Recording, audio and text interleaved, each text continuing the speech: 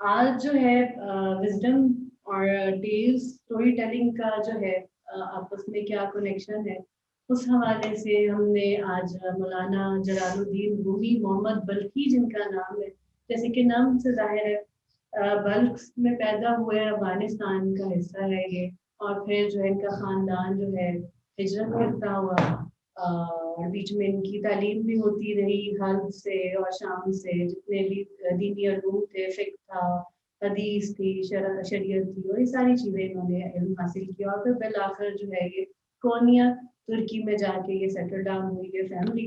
उनके वालिद जो बहाउद्दीन है वो भी एक बहुत बड़े आलिम दीन थे, और उन्होंने ही अपनी इन चश्म चिराग की जो है तरबियत की है, और इनका जो सिलसिला है हसब व नसब है हज़रत अबू बकर सिद्दीक़ से जा मिलता है, और इनके जो वालिद उनके स्टूडेंट्स में राजी भी रहे हैं, और फ़रीद बिन अत्तार से भी उनकी मुलाकात रही है। मंतिक़ तैर जिन्होंने लिखी है, उन्होंने ये छोटे ही थे तो उनको अपनी ये किताब जो है उन्होंने गिफ्ट की मौलाना को, और मौलाना की अक्सर बर्ड्स और ये इनके सिंबल्स वगैरह अक्सर जिक्र मिलता है, और वो खुद कहते हैं, आज एजे आर्बरी ने भी अपनी किताब में लिखा है कि मौलाना कहते हैं कि फ़रीद बिन अत्तार मेरी रूह मेरी जान है, और सनाई मेरी दो आँखें हैं, और इसी तरह नहीं बहुत इन बड़े आलिमों की इनके ऊपर छाप है। इसके अलावा जो है जॉन रेनर्ड है, जिन्होंने ये किताब लिखी on the Kings falcon, Rumi on profits revelation. तो हमारा ये बंद कैसे हो गया? तो हम इनका बात करा रहे थे कि इनके ऊपर जो है काफ़ी उलमा की इनके ऊपर छाप है, और इनकी तालीम और तरबियत भी इन्हीं लोगों के हाथों में हुई है। और इसके अलावा जो है जॉन रेनर्ड है, जिन्होंने किताब लिखी on the Kings falcon, falcon Rumi on profits and revelation. इसके अंदर ये जॉन रेनर्ड लिखते हैं कि मौलाना का जब टेक्स्ट आप बगौर मुताला करें तो आपको ये पता लगेगा कि कहीं पे जो है मौलाना ने कहीं क्लेम नहीं किया कि वो फ़लसफ़ी है या उनका अबूर है, मगर आपको पढ़ के पता चलता है, और जो इसमें फ़लसफ़े में उस दौर के और जो कदीम फ़लसफ़े में ट्रेंड है, वो लोग ये कहते हैं कि मौलाना की बहुत गहरी जो है नज़र है फ़लसफ़े के ऊपर, और वेल ट्रेंड है फ़लसफ़े में। मौलाना जो है उनके अंदर जो एक ट्रांसफॉर्मेशन आई थी वो शम्सुद्दीन तबरेज़ी से मिलने के बाद आई थी, और उसके बाद ही हिकमत के जो चश्मे हैं वो उनसे फूट निकले थे। फिर इनकी वफ़ात के बाद जो है इनके बेटे ने सुल्तान वलद ने मेवलवी ऑर्डर है ये तुर्की का कोनिया का, जिनको वर्ल्ड निर्देश भी कहा जाता है, वो ऑर्डर की भी बुनियाद रखी है अभी तक है। और इनकी जो तसानीफ है जैसे कि मसनवी मानवी है, इसके बारे में जो है अब्दुर्रहमान जामी ये कहते हैं कि हस कुरान दर ज़ुबान पहलवी, कि ये फ़ारसी ज़ुबान में कुरान है, और इस मसनवी का जो है तर्जुमा है ये बहुत सारे लोगों ने किया है। निकलसन को देख लें आप, एजे आर्बरी ने किया है, हमारे यहाँ ये मौलवी साहब जो है इन्होंने किया है, काजी सजाद हुसैन ने किया है।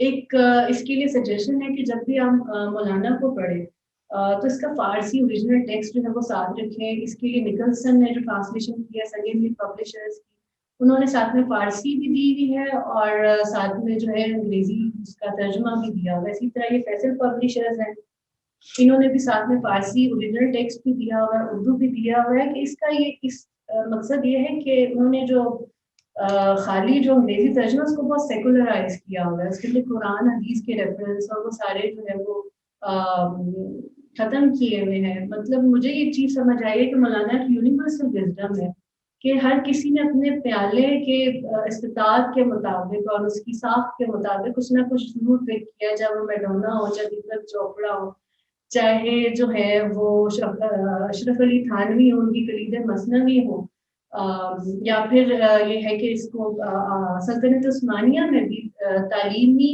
اور تدریسی اور تعلیم و تربیت کے لیے بھی مثنوی کو جو ہے پڑھایا جاتا تھا. یہاں تک کہ بر صغیر میں انگریزی نظام تعلیم آنے سے پہلے بھی ان کی مثنوی کو جو ہے پڑھایا جاتا تھا. ایون کہ پرانے جو بڑوں سے اگر ملا جائے یا ان سے کہانیاں اس کے قصے جب سننے میں آتے ہیں تو پتہ چلتا ہے کہ ان کو مثنوی کے اشعار اور حافظ اور یہ سارے جو ہیں وہ یاد تھے، اور وہ اپنی عام گفتگو میں اس کو کوٹ کرتے ہوتے تھے ایڈیمز کی طرح. تو اس کے علاوہ جو ہے مولانا جس کو میں مولانا کہہ رہی، مولانا جلال الدین رومی، مولانا کا مطلب یہ ہے کہ مولا سے اس کا جو ہے روٹ ورڈ سے یہ نکلا ہے کہ مولا نام مطلب ہمارے مولا، ہمارے ماسٹر. مولوی کا بھی ایک کہا جاتا ہے ان کو، کہ زنجور وغیرہ کا کہا تو وہ مولوی آتا ہے. مولوی کا مطلب ہوتا ہے کہ ہمارے مولا، میرے مولا. یہ کا جب سیدھا استعمال ہوتا ہے تو وہ اضافت کا ہوتا ہے، اور وہ جو ہے یہ جو ہے میرا وہ ظاہر کرتا ہے، جیسے ربی ہے، شرالی ہے، صدری ہے، اس طرح ہے. اچھا، اس کے علاوہ جو ہمارے اگر بڑے صغیر میں دیکھیں، علامہ اقبال ہے اور ان کی حکمت جو ہے وہ بہت مشہور ہے. ان کی حکمت کے اوپر ان کا بہت زیادہ اثر آیا ہے. ایون کہ جو مولانا جلال الدین رومی کے ترکی کے احاطے میں علامہ اقبال کی ایک علامتی قبر بھی ہے، جہاں سے کہتے ہیں کہ ان کی قبر کی مٹی ایک مٹھی اٹھا کے وہاں پہ ڈالی گئی ہے ان کے مولانا کی. تو علامہ اقبال ان کے بارے میں کہتے ہیں، اردو ترجمہ اس کا دے رہی، فارسی کا ٹیکسٹ ہے، کہ مرشد رومی ایک حکیم پاک ذات ہے جس سے میری زندگی اور موت کے راز کو سیکھنے میں مدد ملی. انہوں نے میری مٹی کو اکسیر کر دیا اور میرے غبار سے کئی جلوے تعمیر کیے. اس کے علاوہ مولانا کا ایک شعر ہے جو اکثر آپ نے شاید کلام سنتے ہوئے ہے وہ سنا ہوا ہو، کہ عشق جب سکھاتا ہے آداب خود آگاہی، غلاموں پہ کھلتے ہیں اسرار شہنشاہی. عطار ہو، رومی ہو، غزالی ہو، رازی ہو، ملتا نہیں کچھ بے آہ سحر آگاہی. اور اس کے علاوہ آج کل کے دور میں جو ہے شیخ ہے، اسکالر ہے، مذہبی اسکالر ہے عبدالحکیم مراد، وہ مولانا کا جب تعارف کراتے ہیں، ان کی تصانیف کا جب تعارف کراتے ہیں، تو وہ ایک بڑا انٹرسٹنگ ان کا فارسی کا ایک کلام میں سے ایک لائن اٹھاتے ہیں. وہ کہتے ہیں کہ مولانا کا تعارف یہ ہے کہ، اور ان کی تصانیف کا، کہ مولانا کہتے ہیں I was raw, I was cooked and then I was burned. تو وہ کہتے ہیں یہ جو کوکنگ ہے یہ مثنوی اور پختگی جو ہے وہ اس کو ریفر کرتی ہے، وہ اس کے حوالے سے. اور جو دیوان شمس ان کا ہے جو 40,000 جس کے اندر اشعار ہے، وہ ان کی برننگ کو ریفر کرتی ہے، اس علم کے جو ہے یا عقل کے یا حکمت کے اس درجے کو جو ہے یہ ریفر کرتے ہیں. اس کے ان کی 3 تصانیف ہیں جو بہت زیادہ مشہور ہے. ایک تو یہ معنوی مثنوی معنوی دیوان شمس، جس کو دیوان کبیر بھی کہا جاتا ہے، کلیات شمس بھی کہا جاتا ہے. اور یہ اتنی وسیع ہے کہ اس کا ابھی تک ڈائریکٹ انگلش فارسی سے انگلش ترجمہ نہیں ہوا. جنہوں نے کیا بھی ہے نیوت ارگن ویرا نے 22 والیومز میں، انہوں نے جو ہے فارسی سے فتح گولن کے ترجمے سے جو ہے اس نے کیا، ترکی کے ترجمے سے، پھر انگریزی میں ڈالا. یہاں ترکی میں بھی اگر سلطنت عثمانیہ میں دیکھیں تو اس کو کافی اس کو جو ہے پڑھا جاتا تھا. اچھا، مثنوی مانوی کے اندر جو ہائی قسم کا سمبولزم ہے، اور وہ سارا کا سارا جو سمبل ہے وہ قرآن اور حدیث کے اوپر بیسڈ ہے. اگر آپ تفسیر پڑھنا چاہیں، تعویل پڑھنا چاہیے، صوفی تفسیر جاننا چاہیں قرآن کی اور حدیث کی، تو مثنوی پڑھ لیں. اس میں اکثر یہ ہوتا ہے کہ ایک جگہ ایک مثال کے طور پہ ہے کہ وہ کہتے ہیں کہ انا اعطیناک الکوثر کا مطلب سمجھ، اور اس کے بعد وہ حکایات سے مختلف استعارے اور تشبیہات دے کے پھر وہ ہے اس کو ایکسپلین کرتے ہیں، اور وہ مختلف لیول پہ ہوتے ہیں. وہ آپ کو جس بھی درجے پہ سمجھ آ جائے تو وہ ایک غنیمت ہے. اور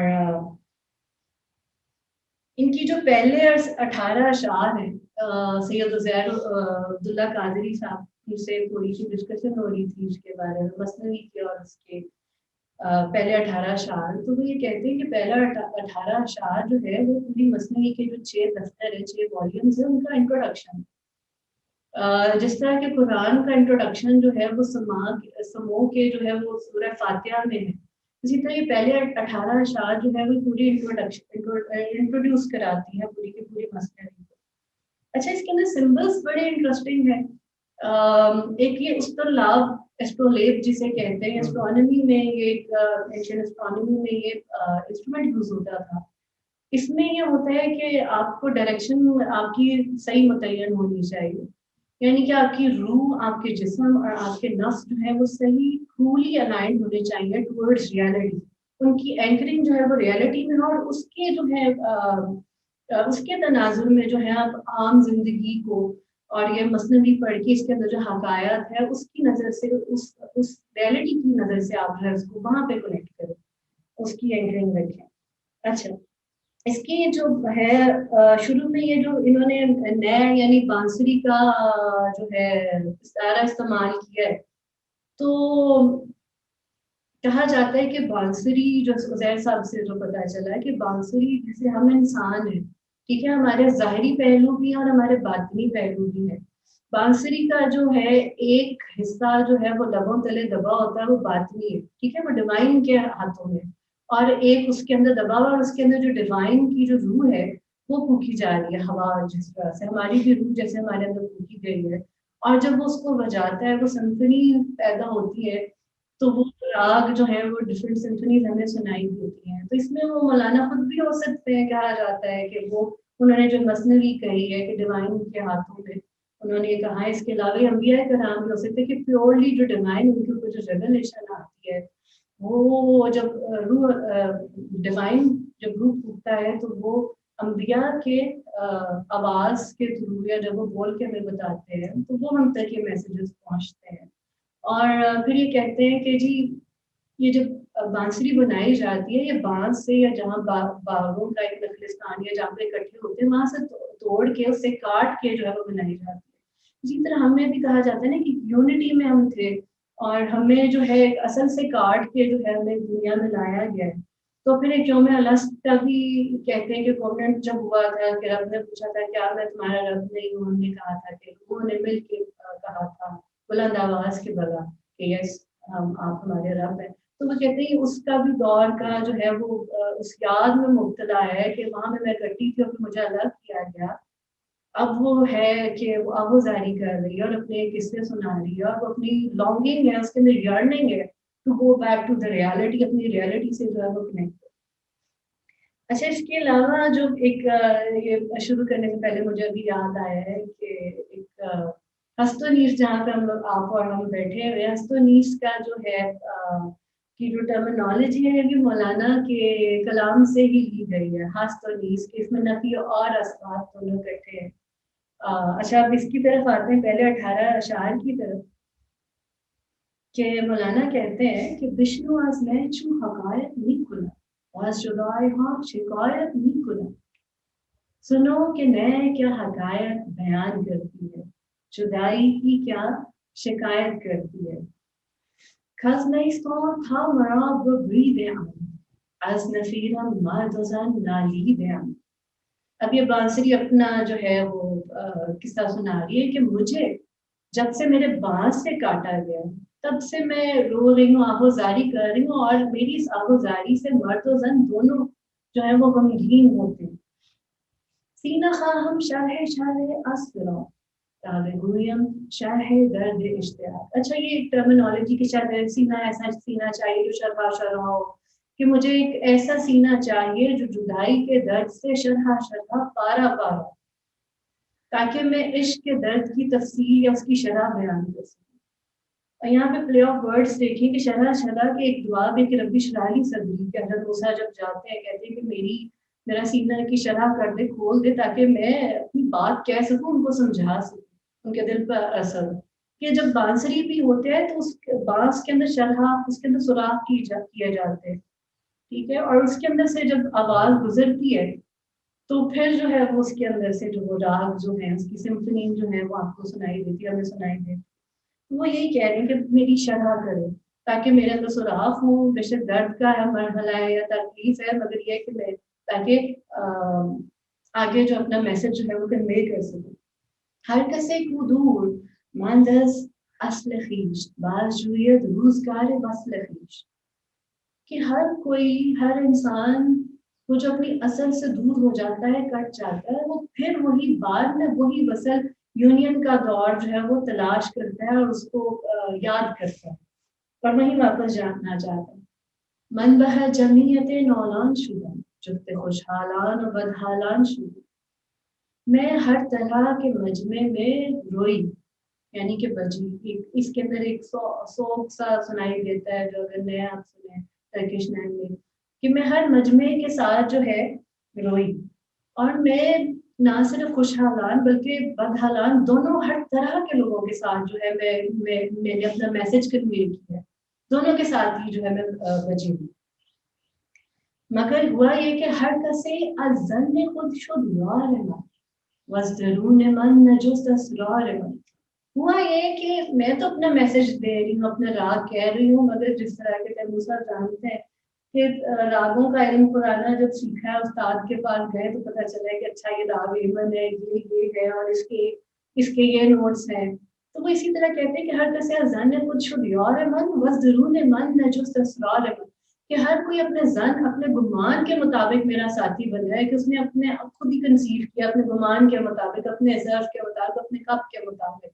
لیکن میرے اندر کیا ہے، کبھی اس راز کی جستجو نہیں کی کہ ایکچولی کہ میرا میسج ہے کیا، میں کہہ کیا رہی ہوں، میرے اندر ہے کیا، اس کی کبھی انہوں نے جستجو نہیں کی لوگوں. سر من از نالائے من دور نیست لیک چشم و گوش رو آن نور نیست، کہ میرا سیر، میرا راز جو ہے، یہ میری آوازاری، آوازکائی اس سے کوئی دور نہیں، الگ نہیں ہے، لیکن ہر کسی میں وہ ڈسرن کرنے والا، جاننے والا، پہچاننے والا وہ نور بصیرت ہی نہیں ہے ان کی آنکھوں میں یا کانوں میں کہ وہ اس بات کو جان سکے. تن سے جاؤ جان سے تن مستور نیست لیک کسرا دید جان دستور نیست. روح جسم سے اور جسم روح سے یہ ایک دوسرے سے چھپے ہوئے نہیں ہیں، لیکن روحانیت کے اس درجے پہ جانا یہ عام رواج ہی نہیں رہا، دستور ہی نہیں رہا. آتش ایسی بانگ نایو نیست بانگ ہر کی آتش ندارت نیست بانگ. یہ بانسری نئے کی جو یہ آواز ہے، یہ آگ ہے، ہوا نہیں ہے، اور جس کسی میں یہ آگ ہے، yearning and longing نہ ہو، وہ نیست و نابود ہے ہی نہیں جیسے. آتش عشق از خاندر نئی فتاد جوشش عشق از خاندر نئی فتاد. یہ عشق کی آگ ہے جو بانسری میں لگی ہوئی ہے، یہ عشق کا جوش ہے جو اس شراب میں، اس نئے میں آیا ہوا ہے. نئے حریف ہر کے از یارے بری پردہائش پردہائے مادری. یہ نئے جو ہے ہر اس شخص کی ساتھی ہے، غم خار ہے، دم ساز ہے، جو کہ اپنی اصل سے جدا ہوا ہے. اور اس کے راگوں نے، اس کی سمفنیز نے ہمارے دلوں کے پردے چاک کر دیے، یعنی کہ ہمارے دلوں سے بیلز جو ہے، پردے ہیں، وہ اٹھا دیے. ہم چنے زہرے و دریا کے کئی دین ہم چنے دم ساز و مشتاق ہے کئی دین. بانسری جیسا زہر و تریاک یعنی اینٹی ڈوٹ کس نے دیکھا ہے، بانسری جیسا ساتھی اور عاشق کس نے دیکھا ہے. نئے حدیث راہ خوب نہیں کھلا کہ سہائے عشق مجنون نہیں کھلا. نئے حدیث بیان کرتی ہے پرخون راستے، یہ عشق مجنوں کے قصے بیان کرتی ہے. یہ تھے جی 18 شعر. اس کے بعد جو ہے انہی 18 اشعار کو بیان کرنے کے لیے ایک کنیز ہے، اس کی حکایت ہے، اور اس کے اندر جو انہوں نے سمبلز یوز کیے ہیں کہ نفس ہے، آپ کا جسم ہے، روح ہے، اور کس طرح سے غلبہ آپ نے کرنا ہے ڈیوائن ریالٹی، نفس کے اوپر غلبہ پانا ہے روح نے ڈیوائن ریالٹی سے کنیکٹ ہونے کے لیے. اس کے اوپر جو ہے مزید جو ہے روشنی جو ہے، اور آپ کو کافی ڈیٹیل میں کوسے صاحب ہیں وہ آپ کو یہ حکایت جو ہے اور بلانے کی مزید. یہ مجھے، میں نے کہی یہ بالکل، جب میں نے بالکل شروع میں مثنوی ابھی بالکل پڑھنا شروع کی تھی تو مجھے کسی نے کہا تھا کہ اس کے 6 دفتر ہیں جو نون ہیں، یعنی کہ جو سب پڑھتے ہیں. اور اس یعنی اس میں یہ لکھا ہوا تھا کہ 6 ہیں جو سب پڑھتے ہیں اور 7واں وہ ہے جو کسی چوزن ون کے دل پہ اترتا ہے. یہ کوئی بات ہے اس طرح کی؟ آپ جانتی ہیں اس کے بارے میں کچھ؟ یوزلی یہ کہا ہاں یہ اس طرح سے ہے نا کہ دیکھیں قرآن کے بھی آپ نے یہ سنا ہوگا کہ 7 جو ہے اس کے لیولز پہ کھلتا ہے قرآن جو ہے. جی اسی طرح اگر آپ 6 سمجھ جائیں, اگر آپ کو واقعی سمجھ آتا تو شاید پھر 7واں درجہ جو ہے وہ ایک اندر ایک آخر میں جب مولانا اپنا دفتر اینڈ کرتے ہیں نا اس کے بعد کہتے ہیں خاموش. آخری میں یہ لفظ اکثر ان کا ہوتا ہے خاموش بھی سارے, تاکہ جو ہے وہ آپ کے اندر جو ہے وہ اسرار جو ہے وہ حکمت ہے آپ کے اوپر وہ خاموش ہو گیا, شور روکیں گے باہر کا تو وہ تبھی وہ اندر کے جو وہ انلیول ہو گیا آپ کے اندر جو حکمت. جی جی ٹھیک ہے مجھے یہ ٹھیک ٹھیک ہے تھینک یو. اچھا اب آپ نے وہ دیکھا ہوگا جو مولانا روم کے مزار پہ ایک وہ تصویر بھی وہ فوارہ بنا ہوا ہے جس کو وہ کہتے ہیں کہ یہ جس میں اوپر ایک بڑا ہے اس کے نیچے چھوٹے آنا, پھر 2 آتے ہیں, پھر 3 آتے ہیں, پھر 4 آتے ہیں, پھر آخر میں پھر ایک بڑا سا آتا ہے بول. اس کا مطلب آپ کو سمجھ آتی ہے کیا؟ وہ ادھر ہمارے سیکرٹ جیومیٹری کے استاد بیٹھے ہیں وہ آپ کو یہ ڈویژن وغیرہ دیتے ہیں وہ سمجھا سکتے ہیں. کوثر علی نام ہے میرا. اس میں اسٹوری ٹیلنگ کی سیٹنگز عام طور پہ ہمارا ایک گروپ ہے اسٹوری ٹیلنگ ٹیلرس کا, جس میں اسٹوریز کے اسٹوڈنٹس زیادہ ہیں, اور اس میں ہم تیمور صاحب کی وجہ سے شفقت جو ہیں اور جو اساتذہ یہاں ہیں جیسے سید عزیر عبداللہ صاحب ہیں, حامد اللہ فاضل صاحب ہیں, ان سے ہم پوچھ کے اور اپنے اسٹوڈنٹ سے مشورے سے گاہے بگاہے اسٹوری ٹیلنگ کی سیٹنگز ہم یہاں ارینج کرتے رہتے ہیں. اور اس میں اس کا مقصد عام طور پہ یہی ہوتا ہے کہ ہم جو ہمارے ٹریڈیشن کے عارف شعراء ہیں ان کی جو کتابیں ہیں ان کو ہم دوبارہ پڑھیں اور اپنی جیسے ہماری زندگی آگے گزرتی ہے اس کے معنی ہمیں مختلف طریقے سے ہمارے سامنے آ سکے. اور اس حوالے سے مجھے ایک بات اکثر میری ذہن میں آتی ہے کہ ہمارے یہاں ایک دوست آیا کرتے تھے, راہیل صاحب سائیکالوجسٹ تھے, تو ان کے بزرگ جھنگ میں رہتے تھے, تو تیمور صاحب بھی وہاں گئے تھے ایک دفعہ. تو جب میں شاید استوری صاحب 3-4 سال ہو گئے تھے مجھے, تو اس وقت میں مثنوی تھوڑا شوقین پڑھتا رہتا تھا میں, اور وہاں بیٹھ کے اکثر پڑھا کرتے تھے ہم. تو ان کی دعوت میں جھنگ گیا تھا راہیل صاحب کی, تو ان کے بزرگ سے ملاقات ہوئی, تو انہوں نے مجھے پوچھا کہ آپ کیا کرتے ہیں. تو میں نے کہا میں اسٹوریز میں ہم مثنوی پڑھتے ہیں اور اسٹوریز شیئر کرتے ہیں. تو انہوں نے میری بات تو سن لی, مگر اپنے جو ان کا شاگرد تھا, ان کا مرید تھا, وہ سائیکالوجی کا پروفیسر ہے, تو انہوں نے کہا کہ میں نے تمہیں کہا تھا راہیل کہ تم نے مثنوی پڑھنی شروع کی ہے. تو اس نے کہا جی میں نے شروع کی ہے. تو انہوں نے کہا کہ دیکھو پڑھنا ضرور, مگر سمجھ آنے کے لیے تمہیں میرے پاس آنا پڑے گا, اور پھر تمہیں میں بتاؤں گا کہ اس شعر کا, اس واقعے کا, اس قصے کا کیا مطلب ہے, مگر یہ کہ تمہیں آہستہ چیزیں تمہیں کھلیں گی. تو اس کو جو میں نے 3 ویڈیوز شیئر کی تھیں تیمور صاحب سے, ایک تو پہلی کہانی ہے, عقیدہ نے آپ کو پہلے 18 اشعار سنا دیے ہیں, وہ اس کی بیسس ضرور ہے, اور پہلی کہانی بھی ایک طرح کی بیسس سب بیس کا سمجھ لیں آپ ہے. اور پھر اس کے ساتھ احمد جاوید صاحب کی 2 ویڈیوز میں نے آپ کو بھیجی تھی, اور امید ہے کہ آپ سب لوگوں نے ویڈیوز کو سن لیا ہوگا. اور مگر اس میں میں چاہوں گا کہ مولانا کو سمجھنے کے لیے اور ان کی کہانی کو ہی سمجھنے کے لیے ہمیں ان کی کہانیوں کا ہی جو ہے وہ ہمیں ان کا حصہ درکار ہوتا ہے, ان سے ہمیں اصلاح مشورہ کرنا پڑتا ہے, ہمیں ان کی مختلف کہانیاں سننی پڑتی ہیں. ان کو آواز آ رہی ہے دوسرے جی آپ کو آواز جا رہی ہے ہماری؟ جی بالکل کلیئر ہے. اور پھر ہماری شاید اسکرین کوثر صاحب اگر آپ کائنڈلی مائکرو فون کے قریب آ جائیے, تھوڑی سی گونج ہے آواز میں. اچھا میں تھوڑا آگے ہو جاؤں جی. ٹھیک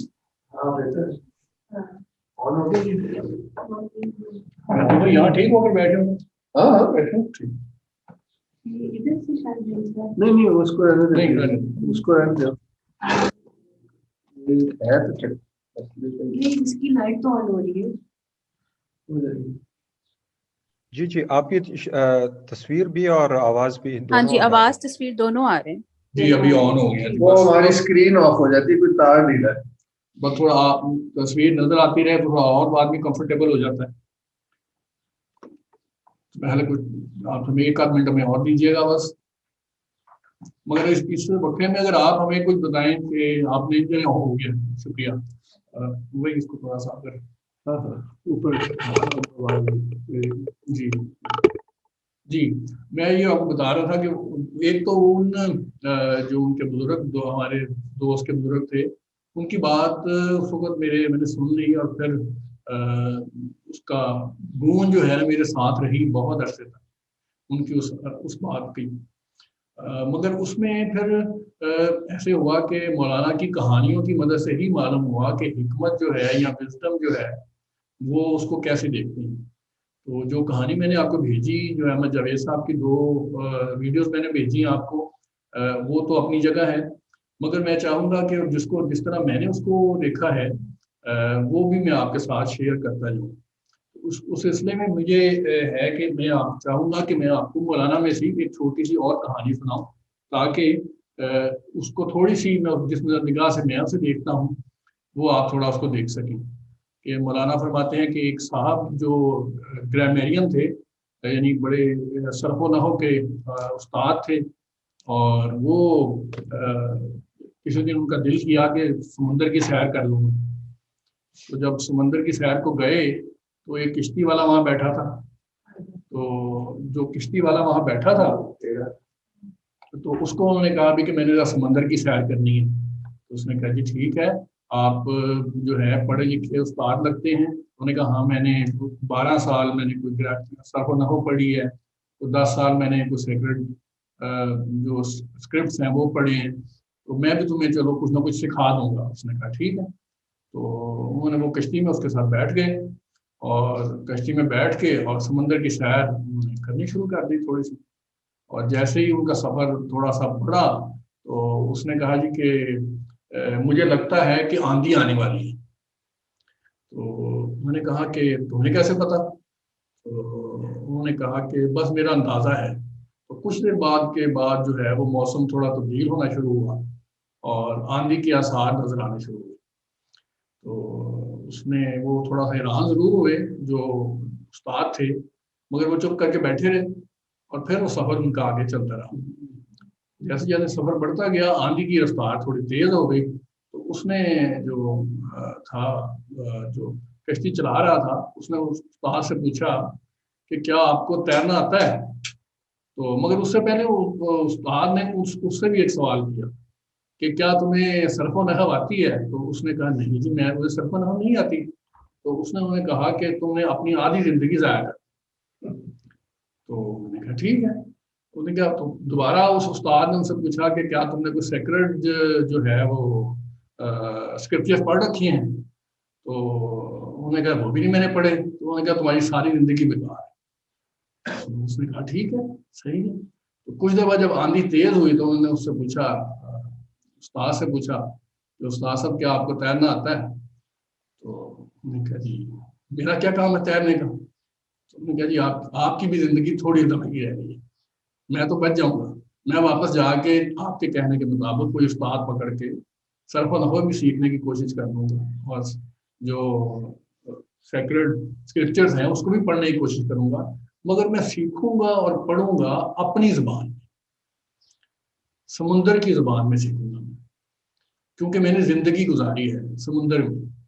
तो जो समुंदर की जुबान में मुझे वो आदमी समझाएगा, सीक्रेट स्क्रिप्चर्स भी और सरफो नहव भी, वो मेरा सही हाल बनने के काबिल हो सके। और शायद मुझे आपकी बातें नहीं समझ में आई।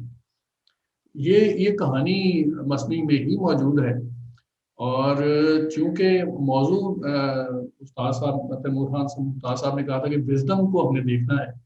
और पिछली जो नशिस्त मुझे सबसे ज़्यादा अच्छा लगा जब कामिल खान मुमताज़ साहब की नशिस्त पीछे हुई है और उसमें तैमूर साहब भी बैठे थे। तो उनसे बात ये चल रही थी उनके साथ कि ट्रांसफॉर्मेशन कैसे हो।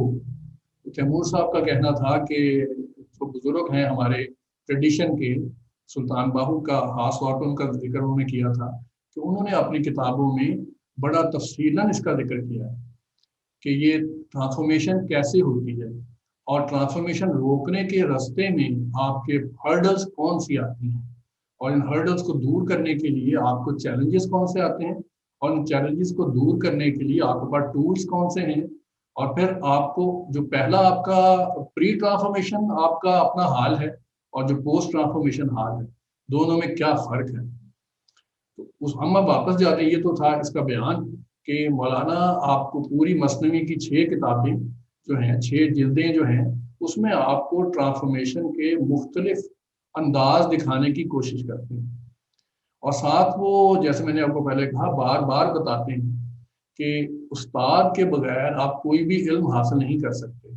और उसमें मुझे जो बात अच्छी लगी वो ये कि जो कामिल साहब ने अपने पिछले लेक्चर में बयान किया और तैमूर साहब ने जो उसका टाइटल था वो था नोइंग और बीइंग।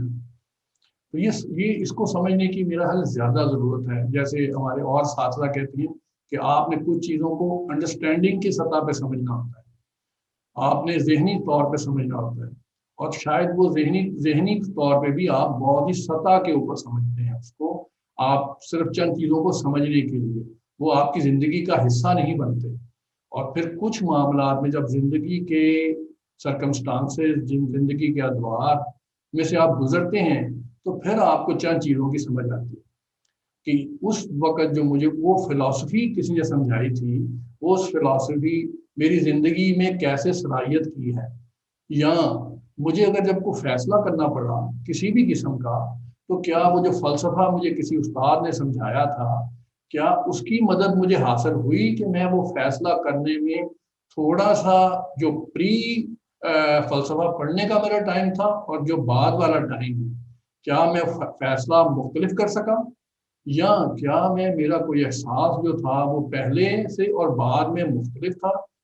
ये आप जब गुजरेंगे तो फिर आपको मालूम पड़ता है और इसके लिए ज़रूरी है कि आप इस चीज़ को बड़ा कीनली ऑब्जर्व करें कि इसको, जैसे इस कहानी में मैं उसकी तरफ जाना चाह रहा हूँ, कहानी की तरफ, कि इस कहानी में मौलाना ने जो इश्तिहारात इस्तेमाल किए हैं, जो उन्होंने आपको समझाने की बात इस्तेमाल की है और जिसको अहमद जावेद साहब ने बहुत ही खूबसूरत बयान करने की कोशिश की कि एक आपका एक्चुअल सेल्फ है और एक आपका रियल सेल्फ, और एक्चुअल और रियल सेल्फ के साथ उन्होंने तीन चीज़ों को डिटरमिन करने की कोशिश की है। एक आपका ताल्लुक है आपके नफ्स, सोल और जिस्म का, और एक आपका ताल्लुक है सोल और स्पिरिट का। यही पिछली नशिस्त में यहाँ कल भी बात हो रही थी तैमूर से भी कि इस चीज़ को ही आराम से अगर आप अंडरस्टैंडिंग की सतह पे भी देखिए और जब आपको इन किसी ज़िंदगी के किसी मरहले में दाखिल होना पड़े और आपको फैसला करना पड़े तो ज़रूर सोचिए, या आदमी सोचता है कि मैंने ये फैसला इन दो लोगों से मशवरा करने के बाद किया है जिसमें जिस्म और सोल शामिल है, या मैंने ये फैसला जो किया है वो इन दो शख्सियात के बैठने से किया है जिसमें सोल और स्पिरिट शामिल है। तो इसमें आपको इस पे जब आप फैसला करते हैं तो आपको कुछ एहसास होता है कि आपकी ज़िंदगी के अंदर जो किसी ने आपको फ़लसफ़ा पढ़ाया, आपको बताया, उससे आपकी ज़िंदगी के कुछ फैसले करने में आपके इसका असर और दखल शामिल होना शुरू हो गया।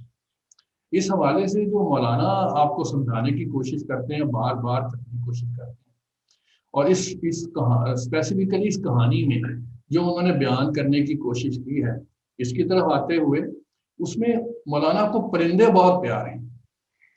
परिंदे उनको इतने ज़्यादा प्यारे हैं और उसकी वजह एक है, जब मैंने एक दफ़ा एक नशिस्त में अहमद जावेद साहब से पूछा कि परिंदे जो हैं वो क्यों प्यारे हैं, हमारी सूफी जो शायर हैं उनको बहुत प्यारे हैं, तो उन्होंने बहुत खूबसूरत बात कही। उनके परिंदे में एक खासियत है कि वो ज़मीन पर भी बैठ सकता है और फिजा में भी उड़ सकता है। तो इसलिए आपको मौलाना की कहानियों में ये चीज़ नज़र आएगी जो आपको वो दर्जा ब दर्जा, सतह ब सतह ये बताने की कोशिश करेंगे कि अगर आप थोड़ी देर के लिए एक परिंदे बन जाएं, जिसका जिक्र बार बार वो करते हैं कि जब आप सोते हैं तो कोई चीज़ आप में से उड़ के कहीं और चली जाती है, जब आप जाग आते हैं तो फिर कोई चीज़ उड़ के वापस आ जाती है, اور پھر ایک اور بات جو ہمارے استاد احمد ظاہر صاحب فرماتے ہیں کہ بڑی عجیب چیز ہے، جب وہ صبح آپ کو پرندہ آپ کے پاس واپس آتا ہے تو وہ تمام رات کی میموری ساتھ لے کے آتا ہے، وہ کہیں میموری پرانی پھینک کے نہیں آتا، وہ جو کل رات کو آپ نے اس کے اندر میموری فیڈ کی ہوتی ہے وہ صبح آپ کے ساتھ میموری لے کے آتا ہے، اور پھر اس سے آگے اپنا پورا دن گزارتے ہیں آپ، اور ایک دن سے اگلا دن آپ کو موقع ملتا ہے کہ وہ دوسرا دن آپ سے بہتر ہو سکے، یا آپ اس کو یو ٹرن بھی لے سکتے ہیں، یہ فری ول ہے۔ اور اسی حوالے سے جو مولانا اس چیز کو بیان کرنے کی کوشش کرتے ہیں، تو سب سے خوبصورت بات جو مجھے مولانا کی حکمت کی ٹیلز جس کو میں کہتا ہوں وزڈم ٹیلز میں سمجھ آتی ہے، وہ اکثر ہم لوگ، یا میں خود اگر اپنی بات کروں تو میرے میں کافی زیادہ دفعہ سوال ہوا جو ظاہر صاحب سے بھی میں کیے کرتا تھا یا اپنے دوسرے اساتذہ سے بھی کرتا تھا کہ فیٹ اور پری ڈیسٹینیشن یہ کیا چیز ہے؟ کیا علم حاصل کرنے کے لیے ہمارے پاس فیٹ کے ہے، ہمارے پاس پابندی ہے، یا پری ڈیسٹینیشن کی پابندی ہے، یا میری اپنی بھی کو فری ول ہے؟ تو اس میں جب میں نے جیسے آپ کو کہا کہ اساتذہ کے پاس بیٹھنے کے بعد جب مولانا کی مثنوی کھولی تو بہت خوبصورت حکایت اس میں مجھے ملی۔ مولانا فرماتے ہیں کہ ایک صاحب جو تھے وہ تھوڑے سے ذرا زیادہ کام کرنے کی ان کو عادت نہیں تھی، تو ان کی جو گھر میں رہتے تھے تو بیگم اکثر ان کو ڈانٹتی رہتی تھی کہ بھئی کیا بات ہے، تم کام نہیں کرتے، یہ نہیں کرتے، وہ نہیں کرتے، تو اچھا خاصا تنگ ہوتے تھے، تو وہ کہیں نہ کہیں اپنے باہر جاتے تھے، دوستوں کے ساتھ بیٹھتے تھے، گپ شپ کرتے گزار لیتے تھے، چونکہ بیگم کے پاس ان کے اپنے میکے سے کچھ ذرائع تھے تو ان کا گھر چلتا تھا۔ ایک دفعہ بیگم کو ہاتھ کی تنگی تو نہ ہوئی، مگر انہوں نے کہا کہ آج لگتا ہے اس کو تھوڑا سا چھیڑنا چاہیے، تو انہوں نے اس کا کہا بھی ٹھیک ہے، آج تم نے گھر اس وقت آنا جب کچھ لے کے آؤ کھانے کے لیے، ورنہ گھر کے اندر تم نے دال نہیں ہو۔ انہوں نے کہا یار یہ تو بڑا ماجرا غلط ہو جائے گا، تو نکل گئے وہ آگے۔ جب وہ کہے تو انہیں چونکہ کبھی مزدوری کی نہیں تھی تو ان کو عادت نہیں تھی، حالانکہ ان کے پاس ان کے والد نے کافی چیزیں ان کو بتا رکھی تھی، جو ہنر ان کے پاس موجود تھا جس کی وجہ سے وہ مزدوری کر سکتے تھے۔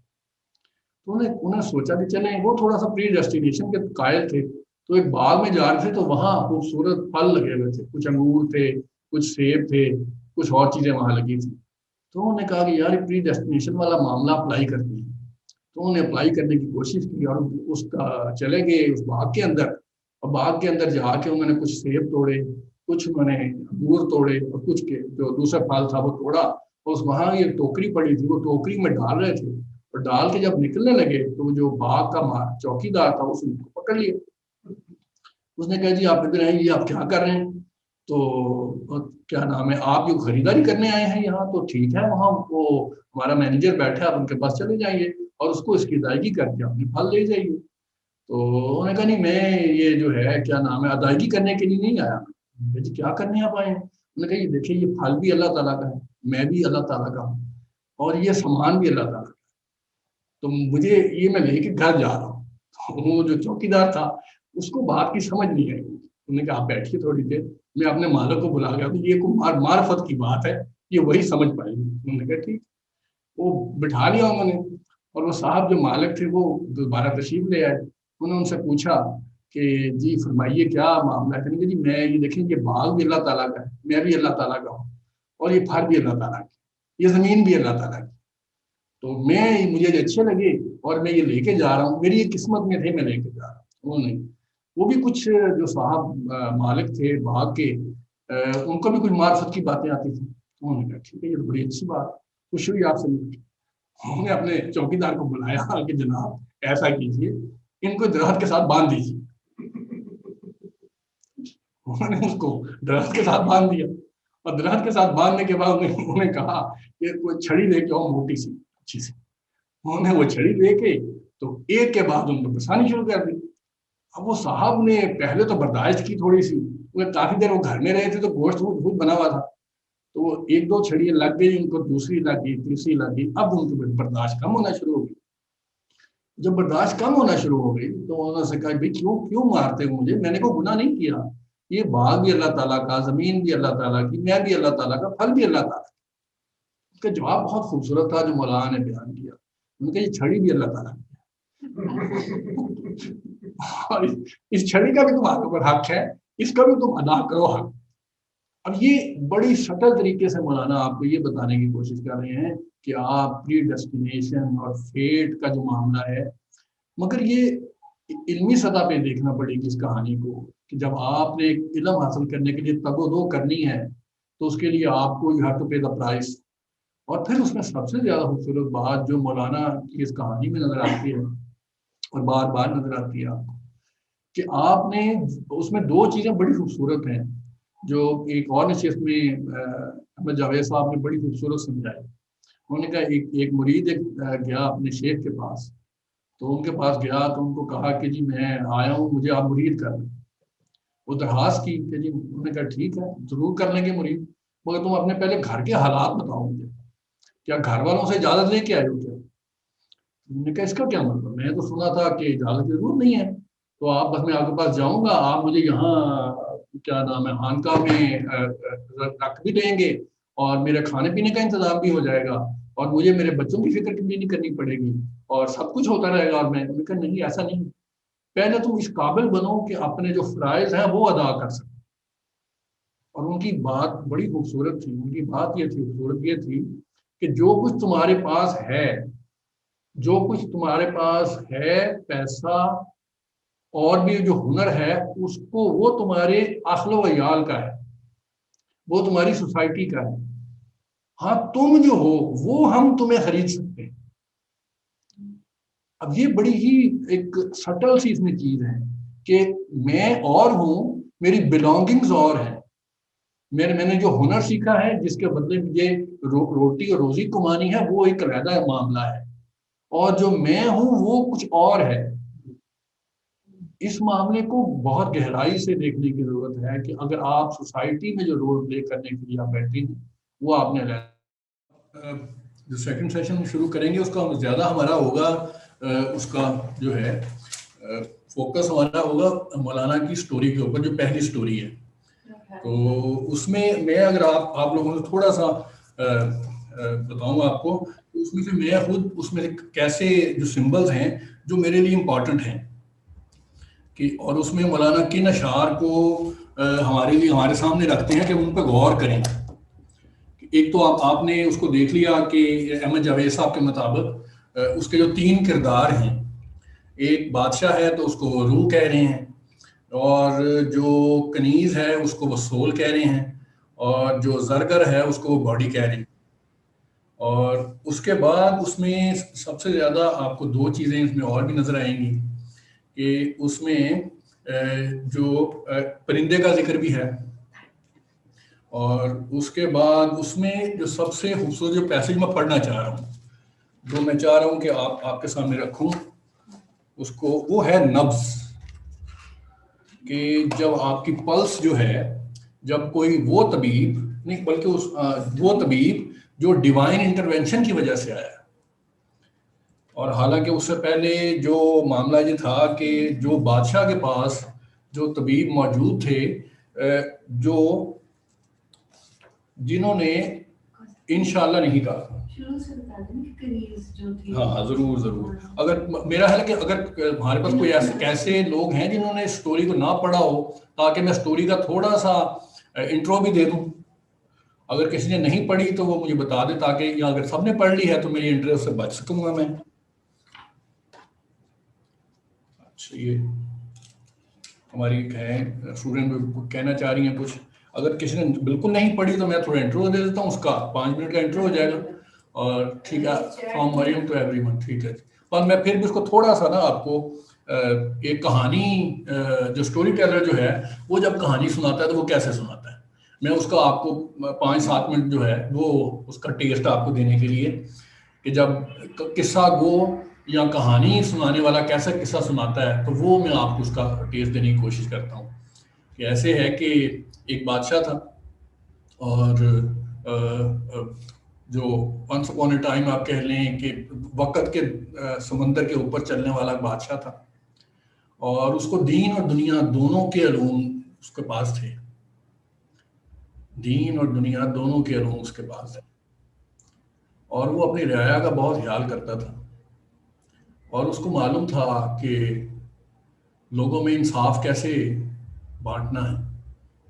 اس کو معلوم تھا کہ امیر اور غریب کا فرق کیسے کوشش کرنی ہے اس کو کم کرنے کی، اور اس کو یہ بھی معلوم تھا کہ امیر اور غریب کا فرق جو ہے اس کے کیا معنی ہوتے ہیں، اور امیر اور غریب کا فرق جو ہے وہ کیا صرف دولت کا ہوتا ہے، وہ کیا علم کا ہوتا ہے، یا اس کے اور بھی ڈائمینشنز ہوتے ہیں۔ اور ایک دفعہ جب وہ اپنے مصاحبوں کے ساتھ شکار پہ جا رہا تھا تو جاتے ہوئے بجائے کہ وہ کسی اور کو شکار کرتا، وہ خود شکار ہو گیا۔ اور شکار ہمیشہ جب آدمی خود ہوتا ہے، یہاں وہی بات ہے کہ بلونگنگز ہیں یا آپ خود ہیں، یہاں وہ خود شکار ہو گیا، بلونگنگز اپنی جگہ موجود ہیں، اور شکار ہوا اب حسن کے ہاتھ۔ اب اس کے یہاں میں کنیز کا نام نہیں لوں گا، میں کہوں گا حسن کے ہاتھوں شکار ہو گیا۔ حسن نے اس کو شکار کر لیا، اور اس کے بعد اس نے دیکھا کہ کیا حسن کو میں دوبارہ دیکھ سکتا ہوں، تو اس کو بتایا گیا کہ ہاں، آپ کچھ سونے کے سکے دے کر حسن کو دوبارہ اپنے محل میں رکھ سکتے ہیں۔ جس حسن کو اس کو دیکھ کے شکار ہوا تھا، سونے کے کچھ سکے دے کر وہ حسن کو اپنے محل میں لے آیا۔ مگر جب دوسرے دن اس نے اس حسن کو دیکھا تو وہ حسن وہ نہ تھا، حسن بدل گیا تھا۔ اس نے اب بلایا اپنے طبیب کو کہ جو میں کل بازار میں حسن دیکھا تھا اور جو اب مجھے حسن نظر آ رہا ہے، اس میں فرق آ گیا، یہ پلاہٹ کی طرف چلا گیا۔ تو کیا وجہ ہے اس کے؟ تو طبیبوں کو جب بلایا گیا تو طبیبوں کو بتایا کہ کچھ طبیعت کے معاملات ہیں، کچھ ناسازی طبیعت ہے۔ تو اس نے طبیبوں کو کہا کہ مجھے وہی حسن چاہیے جو میں نے بازار میں دیکھا تھا۔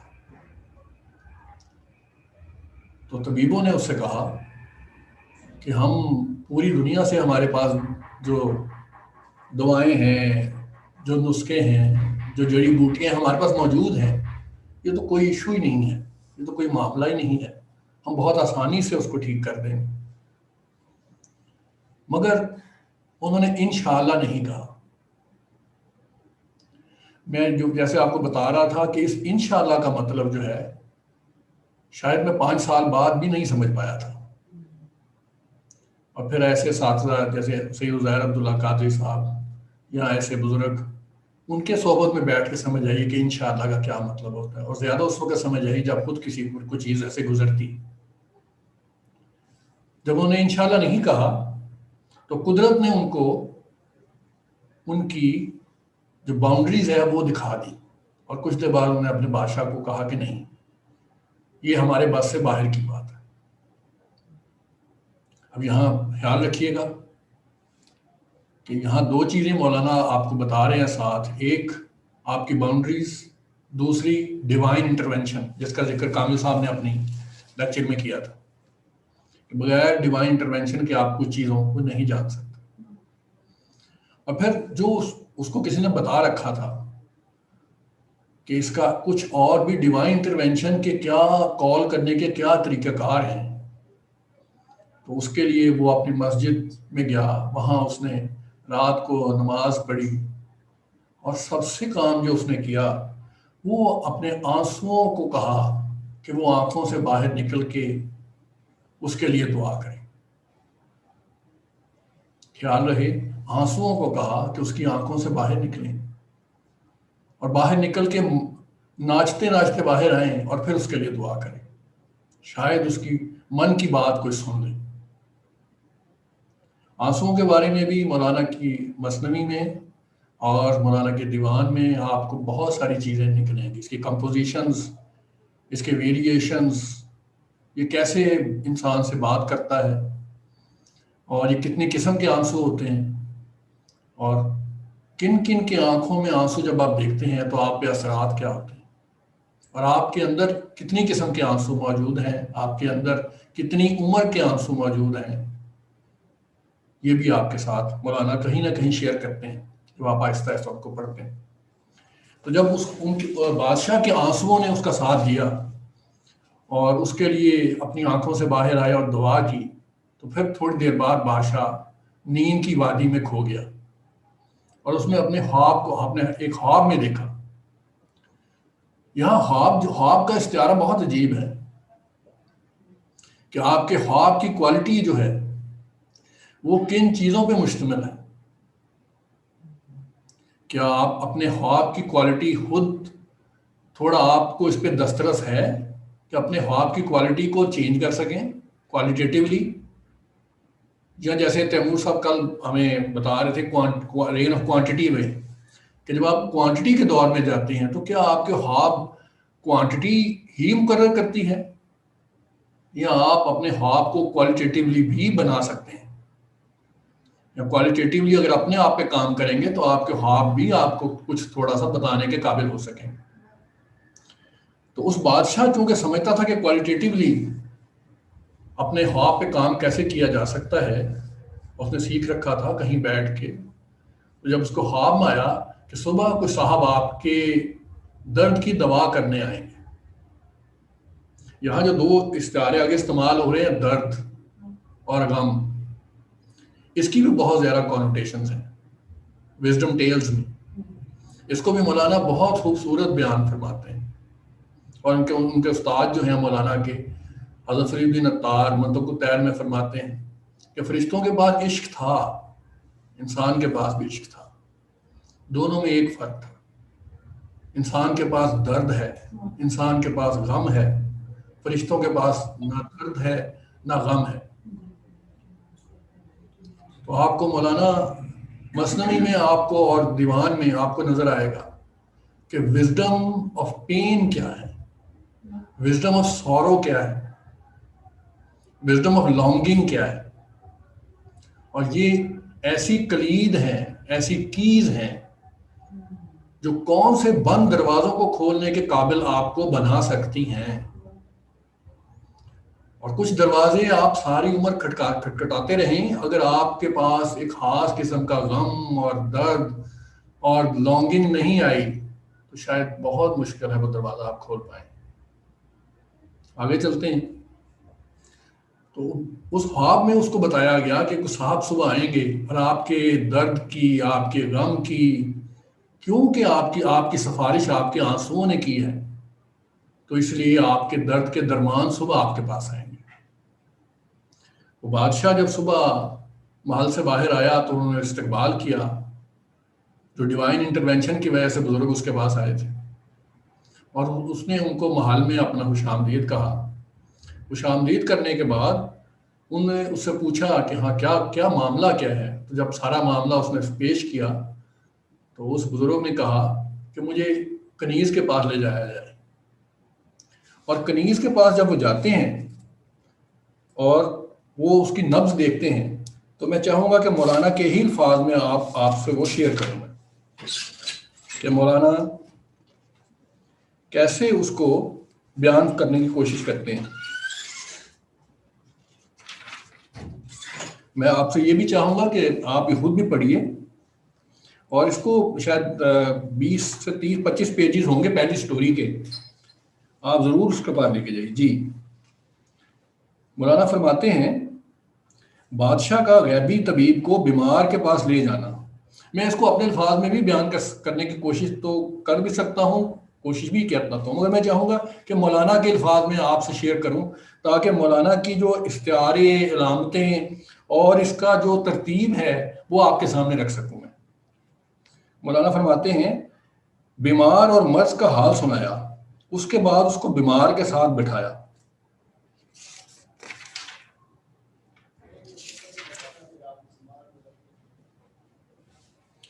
جی اس نے چہرے کا رنگ اور نبض دیکھی، اس کی علامات اور سبب بھی سنے. اس نے کہا جو دعا انہوں نے کی ہے وہ تعمیر نہیں ہے، انہوں نے ویران کیا ہے، وہ اندرونی حالت سے لا علم تھے. یہ جو اندرونی حالت سے لا علم تھا، میں وہی اس بات کو جوڑتا ہوں جیسے ہمارے جھنگ کے بزرگ نے کہا تھا، کچھ اندرونی معاملات آپ ٹیکسٹ سے نہیں سمجھ سکتے، آپ کو کسی اور لیول پہ کسی اور کے پاس جا کے بیٹھنا پڑتا ہے. اس نے مرض کو دیکھا، اس راز اس پر کھل گیا، اس کی بیماری سے وہ سمجھ گیا کہ وہ دل کی بیمار ہے. بدن ٹھیک ہے, وہ دل کی بیماری میں گرتی ہے. دل کی بیماری سے عاشقی ظاہر ہے. دل کی بیماری جیسی کوئی بیماری نہیں ہے. یہاں دل کی تھوڑا سا اگر میں درمیان میں اس کو کر سکوں اور اس کو میں وزڈم وائز لے سکوں, یہاں دل اور عاشقی جو ہے, آپ کائنڈلی اس کو اس معنی میں دیکھیے گا جو ہمیں کامل خان ممتاز صاحب سمجھا رہے ہیں اور تیمور صاحب سمجھانے کی کوشش کر رہے ہیں کہ آپ کے اندر جہاں سے آپ کٹ کے آئے ہیں, آپ نے ان کے ساتھ آپ کو جوڑنا ہے. اور وہ بتاتے ہیں آگے, عاشق کی بیماری بیماریوں سے جدا ہے, عشق خدا کے بھیدوں کا استرلاب ہے, جو ابھی آپ کو تھوڑے پہلے فیرا بتا رہی تھی. عشق خدا کے بھیدوں کا استرلاب ہے, عاشقی خواہ ادھر کی خواہ ادھر کی ہے, بالآخر اس شاہ تک ہماری رہنما ہے.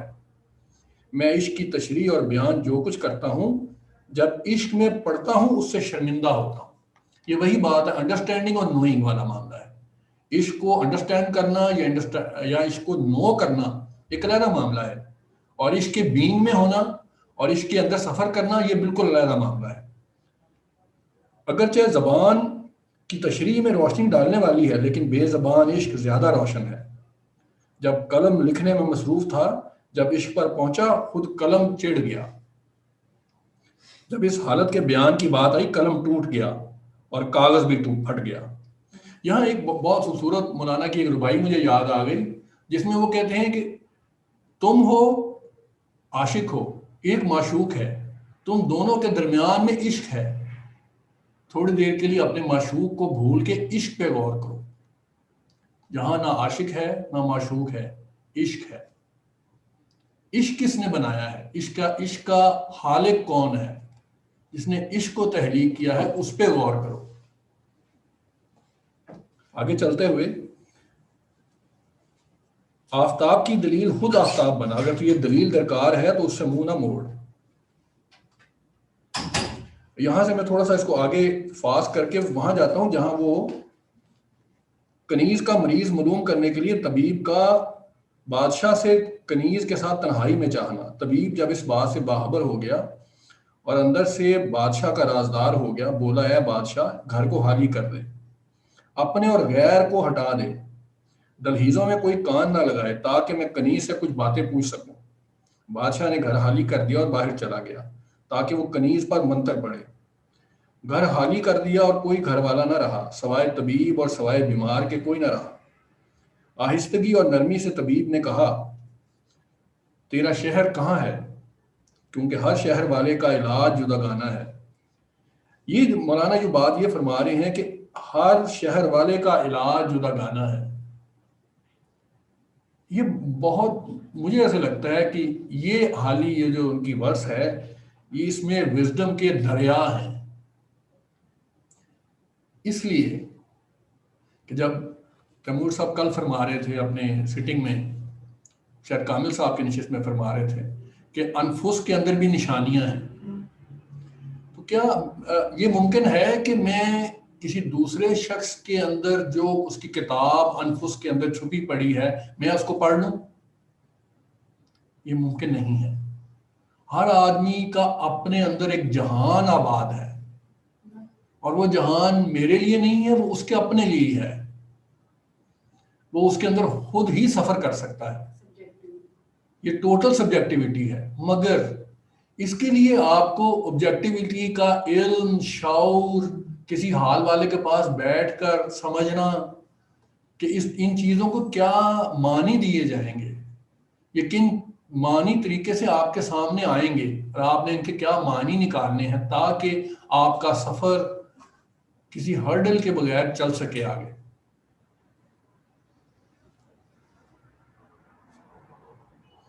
جی کہتے ہیں کیونکہ ہر شہر والے کا علاج جداگانہ ہے, اور اس شہر میں تیرا رشتہ دار کون ہے, اپنائیت اور تعلق کس سے ہے. ہاتھ اس کی نبض پر رکھا اور ایک ایک آسمان کے ظلم کا حال پوچھ رہا تھا. میں چاہوں گا اس کو فارسی میں تھوڑا سا پڑھ لوں, اتنی اچھی فارسی تو میری نہیں ہے. وہ کہتے ہیں دست بر نبزش نہاد و یک بیک باز میں پرسید از جور کلک. یعنی खूबसूरत جو مولانا نے یہاں بیان کیا کہ آسمان آپ پہ جور کرتا ہے، جور فلک، اور وہ آپ کی نبض کے اندر آپ کو اس کی ویریشن ملیں گی جب آپ کوئی ایسے صاحب کے پاس جائیں گے جس کو نبض دیکھنی آتی ہے. اور آگے وہ بڑی خوبصورت بات کرتے ہیں، میں اس کو ویسے ہی پڑھے دیتا ہوں. جب کسی کے پیر میں کانٹا چبھتا ہے، اپنا پیر ران پر رکھ لیتا ہے، اس کا سرا سوئی کی نوک سے تلاش کرتا ہے، اور اگر نہیں ملتا تو اسے لب سے تر کرتا ہے. پیر کا کانٹا پانا جب اس قدر دشوار ہے، دل کے کانٹے کا کیا حال ہوگا؟ ہم مولانا پوچھتے ہیں، اس کا جواب دو.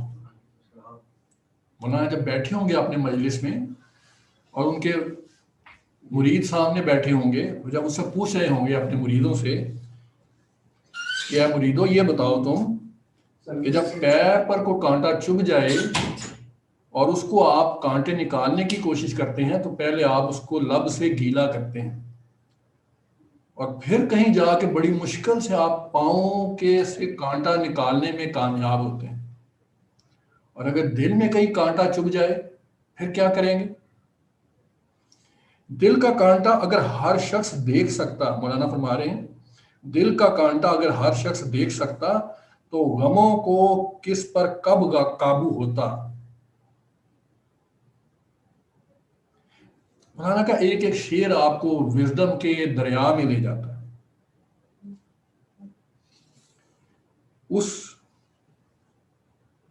یا پھر وہ بالکل ویسی کر رہے ہیں، وہ کانٹا نکالنے والا طبیب استاد تھا، اس کنیز سے بچوں کی طرح گزشتہ حالات کے بارے میں پوچھتا تھا. خیال رہے کہ یہاں کنیز آپ نفس کے معنوں میں رکھیے گا، اور جو طبیب ہے وہ ڈیوائن انٹرونشن ہے. طبیب سے وہ راز کی باتیں کھل کر کہتی تھی، مقام اور آقاؤں اور بستی والوں کے متعلق. وہ اس کی قصہ گوئی پر کان لگائے تھا، نبض اور اس کی حرکات پر پوری طرح متوجہ تھا تاکہ جان لے کہ کس نام پر اس کی نبض پھڑکتی ہے. دنیا میں اس کا جانی محبوب وہی ہوگا. پہلے اس نے اپنے شہر کے دوستوں کو گنا، اس کے بعد دوسرے شہر کا نام لیا. طبیب نے کہا، جب تو اپنی شہر سے نکلی زیادہ کس شہر میں رہی تھی؟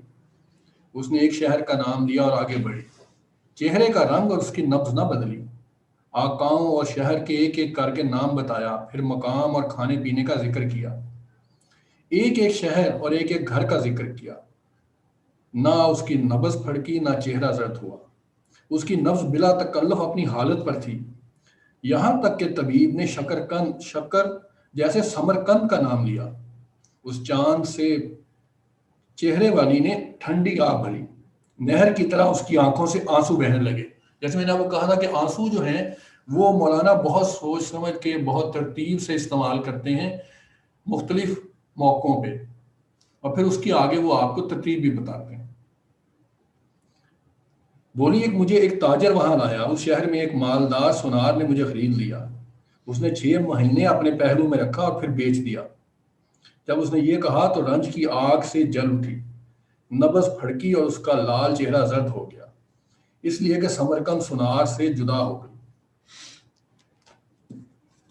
یہاں میں کہانی کو مکمل آگے کرتے ہوئے، بادشاہ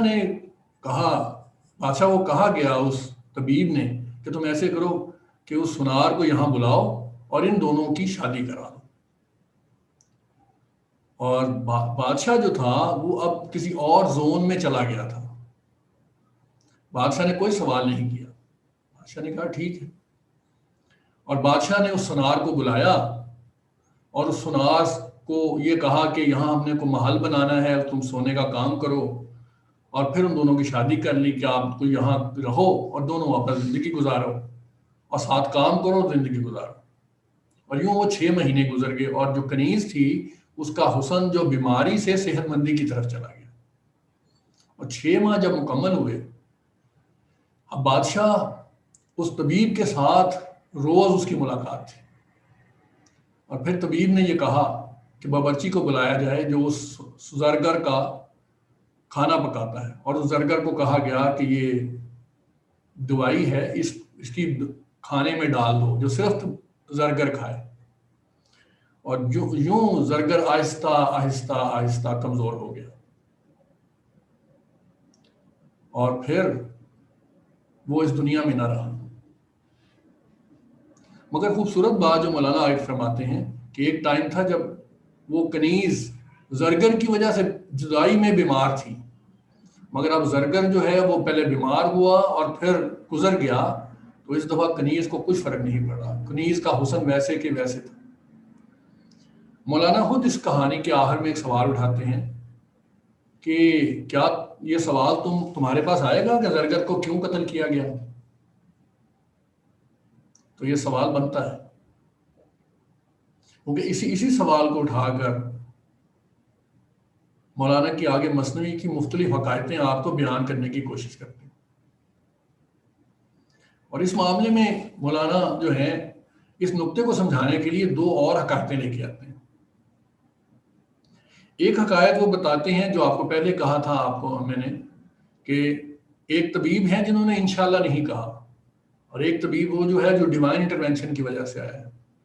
تو مولانا اس میں پرندوں کو لے کے آتے ہیں اس بات کو، اس نقطے کو سمجھانے کے لیے آپ کو، کہ وہ کہتے ہیں کہ ایک طوطا تھا بڑا خوبصورت، اور وہ اس کا ایک مالک جو تھا وہ عطر بیچتا تھا، کیونکہ مولانا کو حضرت عطار سے بہت محبت ہے، مولانا کو حضرت عطار کے پرندوں سے بہت محبت ہے، تو وہ مثنوی میں بار بار اس کا ذکر لے کے آتے ہیں۔ مولانا فرماتے ہیں کہ ایک طوطا تھا، وہ ایک عطار کے پاس بیٹھتا تھا، اور جب بھی کوئی گاہک آتے تھے تو وہ طوطا جو تھا گاہکوں سے بات کرتا تھا، اور وہ جو عطار تھا وہ ان کا دل بھی لگاتا تھا۔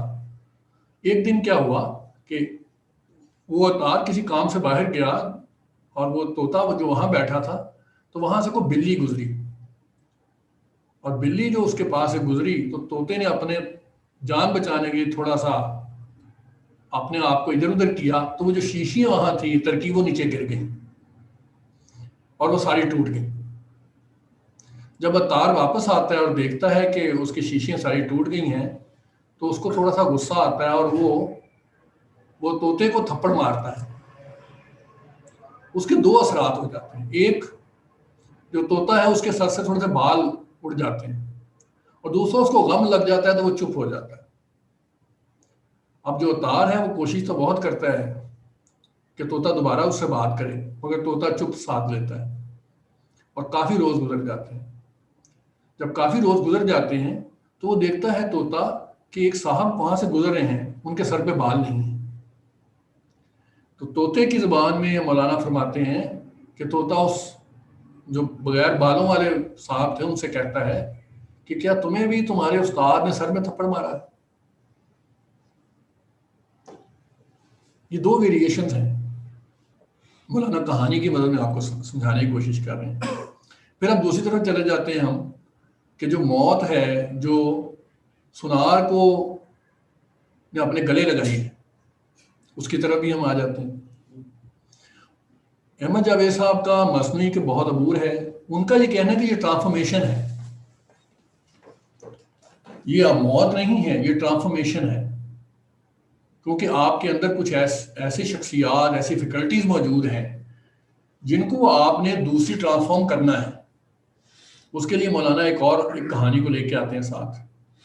اس کہانی میں وہ بیان کرتے ہیں کہ ہندوستان میں ایک صاحب تھے، اور وہ صاحب جو تھے وہ ہندوستان سے ایک طوطا خرید کے لے کے گئے تھے، اور بغداد میں چلے گئے، وہاں انہوں نے اپنا طوطا وہاں رکھا ہوا تھا، اور وہاں اس کے ساتھ زندگی بڑی خوبصورت گزارتے تھے وہ۔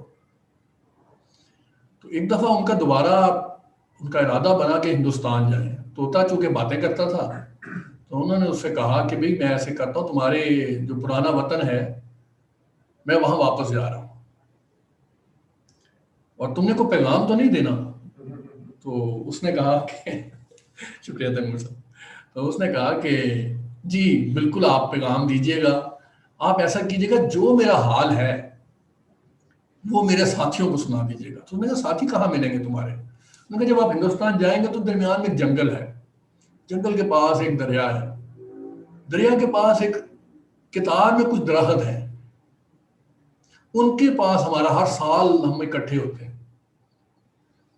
تو میرا دل تو بہت کرتا ہے اگر آپ اجازت دیں. تو انہوں نے کہا نہیں, تم تو قیدی ہو, تم واپس تو نہیں جا سکتے. ہاں میں پیغام تمہارا ضرور دے دوں گا.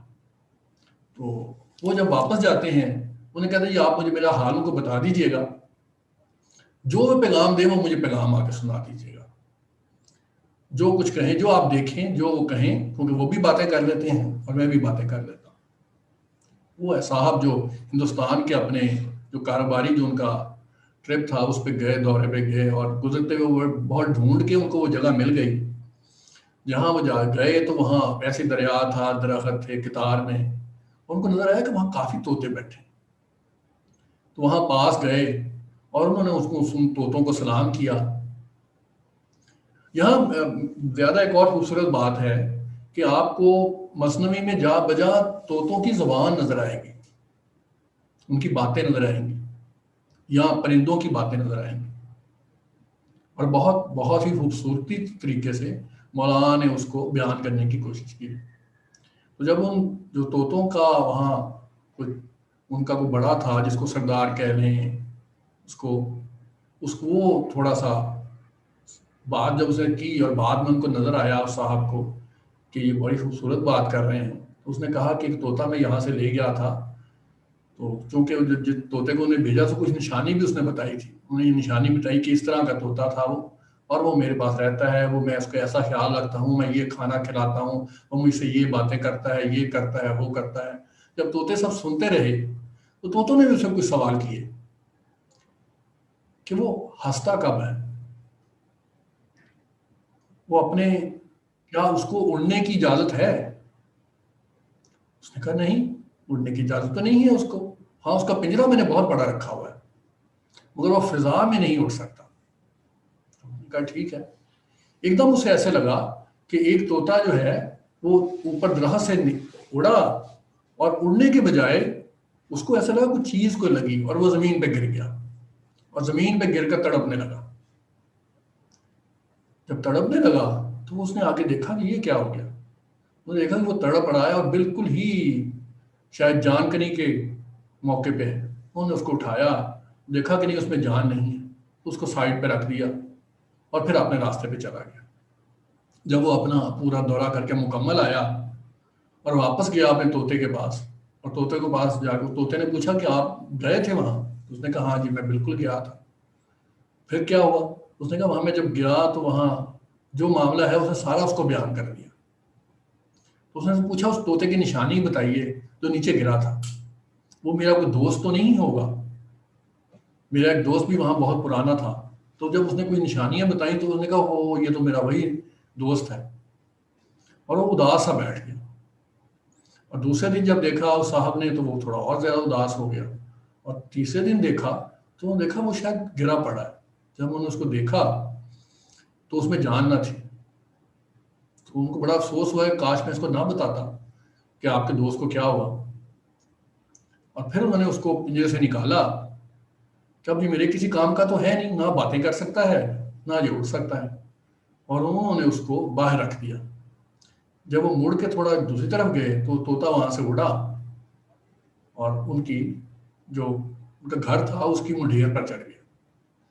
تو صاحب نے پوچھا کہ یہ کیا, تم تو مر گئے تھے؟ انہوں نے کہا نہیں, جو آپ پیغام لے کے آئے تھے میں نے اس پہ عمل کیا.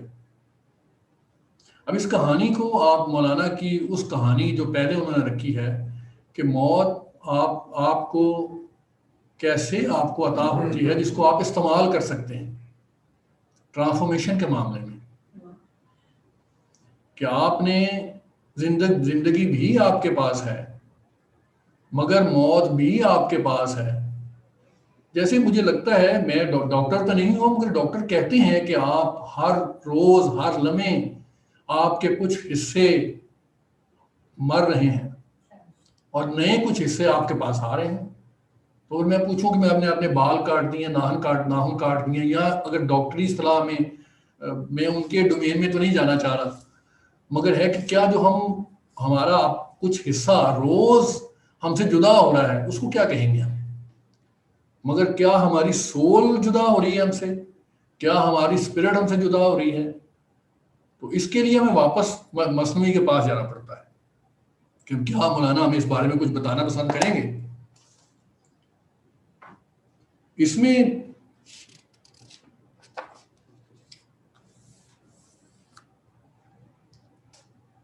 جی اس میں کتنا ٹائم ہے؟ 12 منٹ. ٹھیک. اس میں بڑی خوبصورت بات کہانی ہم نے جو پہلی تھی وہ تو آپ کو بتایا, اس کے سمبلز بھی ہم نے ڈسکس کر لیے. میں دوبارہ اس کو دہرا دیتا ہوں تاکہ اس میں رہیں. ایک اس میں ہمارے پاس بادشاہ ہے جو روح ہے, پھر کنیز ہے جو سول ہے, زرگر ہے جسم ہے, عشق ہے, سلیب جو کنیز ہے وہ آپ نفس کہہ لیں, سول کہہ لیں, بادشاہ روح ہے. اور پھر اس میں یہ بھی ہے کہ پرندے ہیں, پھر نبض ہے, غم ہے, درد ہے, ڈیزائرز ہیں, یہ بھی اس میں بالکل ہے آپ کے پاس. اور پھر اس میں آپ کے پاس ہم اگر تھوڑا سا اور اس کے لیے ہم جانے کی کوشش کریں تو مولانا آپ کو ایک اور طریقے سے آپ کو وزڈم ایک اور طریقے سے سمجھاتے ہیں کہ آپ کو استاد کی ضرورت کیوں ہے, آپ کو وزڈم کی ضرورت کیوں ہے. کیا آپ کے پاس انہیرنٹلی جو چیز اندر فطرت میں موجود ہے, کیا اس کو بغیر ڈیوائن انٹرونشن سے, بغیر ہدایت کے آپ اس کے دروازے اپنے لیے کھول سکتے ہیں؟ اس پہ وہ بڑا خوبصورت بیان ایک اور کہانی کے ذریعے میں چاہوں گا کہ آپ کے سامنے اس کو رکھوں میں, اور پھر آپ اس کو خود دیکھیں. وہ فرماتے ہیں کہ ایک خانقاہ میں ایک شیخ تھے, اور ایک خاتون ایک دن آئی ان کے پاس کہ یہ میرا بیٹا ہے, میں چاہتی ہوں کہ اس کو آپ اپنے پاس رکھ لیں اپنی خدمت کے لیے. جب وہ اس کو خدمت کے لیے رکھ لیتے ہیں تو وہ اس کو ایک کام بڑا خوبصورت آتا ہے, اور وہ ہے ادب. ادب مولانا کی بڑی فیورٹ جو ہے وہ موضوعات میں ہے ایک, اور اس کے بے انتہا طریقے سے اس کو بیان کرنے کی کوشش کرتے ہیں. تو وہ اس میں ادب بہت زیادہ ہوتا ہے. ایک دن وہ اس کو کہتے ہیں کہ ایسے کرو کہ گھر میں جاؤ اور فلاں جگہ ایک عطر کی شیشی پڑی ہے, وہ پکڑ کے لے آؤ. وہ بچہ جو ہے وہ جاتا ہے, اور تھوڑی دیر بعد جھک کے آ کے واپس آ کے سلام کرتا ہے. تو وہ کہتا ہے جی آپ نے مجھے کہا تھا کہ اس کمرے میں جا کے, وہ کھڑکی ہے, کھڑکی کے اندر ایک الماری ہے, الماری کے اندر ایک باکس ہے نیلے رنگ کا, وہاں شیشی پڑی ہوئی تھی. مگر وہ کیا ہے کہ جب میں وہاں گیا, کمرے میں گیا, جب میں نے وہ کھڑکی کے اندر الماری دیکھی, الماری کے اندر میں نے جب باکس دیکھا تو وہاں 2 شیشیاں پڑی ہیں حضور, کون سی شیشی لے کے آؤں میں, رائٹ سائڈ والی یا لیفٹ سائڈ والی؟ انہوں نے اس سے پوچھا کہ دونوں میں فرق کیا ہے. میں کہا جی ایک تھوڑی چھوٹی لگ رہی تھی, ایک تھوڑی بڑی لگ رہی تھی. میں نے کہا اچھا ٹھیک ہے. انہوں نے کہا اچھا کہ رائٹ سائڈ والی بڑی تھی یا لیفٹ سائڈ والی چھوٹی تھی؟ انہوں نے کہا جی میری یادداشت بڑی تیز ہے, جو لیفٹ سائڈ والی ہے وہ بڑی ہے, جو رائٹ سائڈ والی وہ چھوٹی ہے. انہوں نے کہا کہ وہ پتھر پکڑ کے لے کے آؤ. وہ پتھر پکڑ لائے. انہوں نے جاؤ جو لیفٹ سائڈ والی ہے اس کو پتھر مار دو, اور جو رائٹ سائڈ والی ہے وہ اٹھا. کیونکہ وہ ادب پہ کمال اس کا عبور تھا. اس نے سوال نہیں کیا کہ حضور بغیر پتھر مارے میں لیفٹ سائڈ والی لے آتا ہوں. اس نے کہا نہیں, جو استاد نے کہہ دیا اس پہ حرف بہ حرف عمل کرنا ہے. وہ پتھر لے کر گیا, اس نے رائٹ سائڈ والے کو پتھر مار دیا, اور پھر ایک دم رونے کی آواز آئی. تو استاد اپنی مسند پہ بیٹھے تھے, تھوڑی دیر بعد وہ اپنے بال نوچتے روتا ہوا استاد کے قدموں میں گر گیا. آ کے استاد کو انہوں نے کہا بھی کیا اب کیا ہو گیا, تم تو ایک کو توڑا نہیں تم نے؟ کہا جی وہ توڑ تو دیا میں نے ایک کو. کہا دوسری بھی غائب ہو گئی تھی. جب میں نے ایک کو توڑا تو دونوں غائب ہو گئی. تو استاد نے کہا کہ وہاں ایک ہی شیشی تھی بچہ, تمہاری آنکھیں بھینگی ہیں, تمہیں ایک کی 2 دکھتی ہیں. تو جب آپ ان باتوں کو صرف اپنے آپ کو سنائیں, اپنی زندگی کے واقعات, اپنی زندگی کے معاملات دیکھیں, تو آپ کو اس کی اتنی ویریشنز, اتنے معاملات نظر آئیں گے کہ ہاں یہ تو ریلیٹیبل ہے میرے لیے. جیسے وہ جو استاد تھے صرف و نحو کے, ان کو سمندر کا نہیں پتا تھا, ان کو نوئنگ کا پتا تھا, ان کو بینگ کا نہیں پتا تھا کہ کوئی بھی شخص یہاں جاہل نہیں ہے. نوئنگ کے بغیر کوئی آدمی بینگ والا ہو سکتا ہے, مگر یہ ممکن نہیں ہے کہ آپ نوئنگ والا تو ہو جائیں اور بینگ بھی ساتھ ہو جائیں. بینگ کے لیے آپ کو علیحدہ سفر کرنا ہے, اور یہی مثنوی کا سبق ہے کہ نوئنگ کرنا. آپ جو آج کل ماڈرن ٹیکنالوجی علم کی ہے, چاہے وہ کمپیوٹر سے ہے, چاہے وہ یوٹیوب کے مختلف چینلز ہیں, آپ دنیا کے کسی بھی علم کو حاصل کر سکتے ہیں, مگر بینگ بننے کے لیے ایک علیحدہ سفر ہے. آپ صحیح ہونا چاہتے ہیں اور آپ میں ٹریٹ ہے کنجوسی کا, تو اس کے لیے آپ کو ایک سفر کرنا ہے. آپ کو حسن دیکھنا نہیں آتا, آپ کو فارم نظر آتی ہے, تو آپ نے ایک سفر کرنا ہے کہ آپ کو حسن کی پہچان ہو سکے.